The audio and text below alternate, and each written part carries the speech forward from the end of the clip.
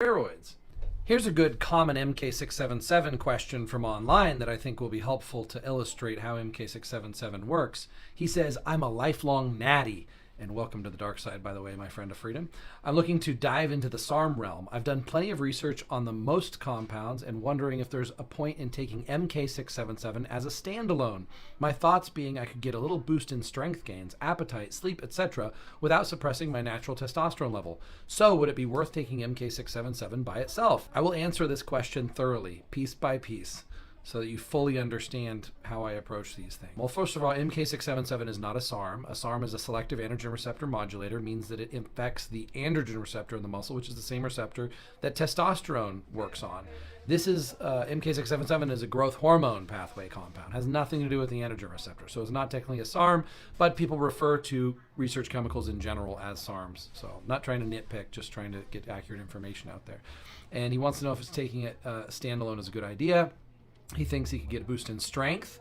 Not so much. MK677 is not going to inherently boost strength. It's going to increase the recovery so that if you train harder, you can recover faster and recover better, and your next workout, you could be stronger.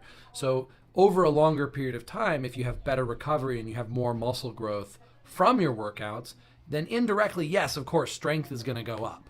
Right? If you can recover 20% faster, you can work out 20% more or 20% more frequently, then of course you're going to have much faster strength gains. But it's indirect as opposed to other compounds. If strength was the goal, that we could take that directly increase strength.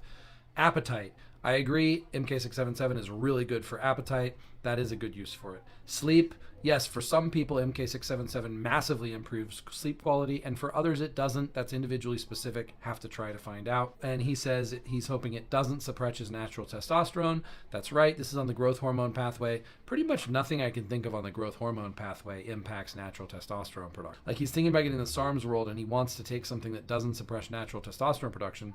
There's a couple other anabolic compounds that are very anabolic that don't suppress natural testosterone. For example, SARM AC262, we did a study on it for 2 months at 10 milligrams per day, and it was anabolic, and instead of decreasing testosterone, it increased testosterone. Also, prohormone 3AD did the same thing, was anabolic and actually increased natural testosterone. Now, as the SARMs go up in dosage, there's more of a risk of suppression, but the minimal suppression is so inconsequential compared to the benefits that the SARMs confer that it's almost irrelevant even talking about testosterone suppression.